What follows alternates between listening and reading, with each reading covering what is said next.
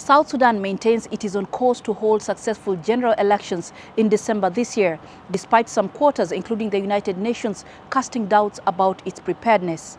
The country, which is Africa's youngest nation, got its independence from Sudan in July 2011, and it is yet to hold its first general elections. South Sudan's initial plan was to hold presidential polls on July 9, 2015, but this was derailed by an internal conflict. President Salva Kiir said the warring factions needed time to reconcile before elections could be held. At that time, Kiir's camp had fallen out with that of his deputy, Riek Machar. But now South Sudan says it is ready to hold presidential elections, which had been postponed more than 2 times. People learn from their from the past. The history itself is a teacher. So most of the people in South Sudan have learned that the war was not necessary.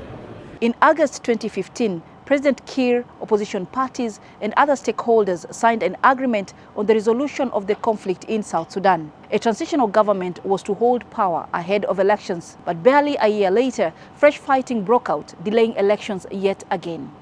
In September 2018, the rival parties signed a revitalized agreement to end the cyclic conflict in South Sudan, a country of more than 11 million people. The agreement, which gave election timelines, provided for the formation of what was called the Revitalized Transitional Government of National Unity in the year 2020. The transitional rule was set to end in February 2023, but in August 2022, the transitional administration extended its own mandate until February 2025 and set elections for December 2024.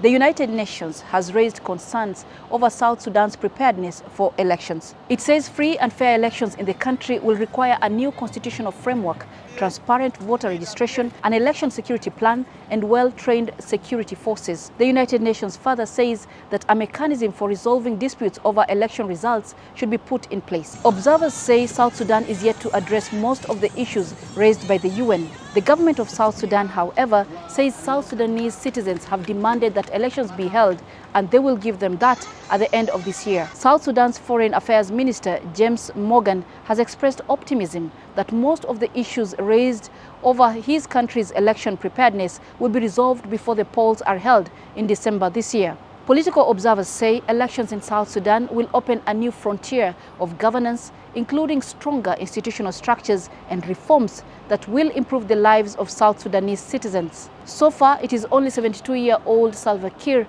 who has expressed interest in seeking election in December this year.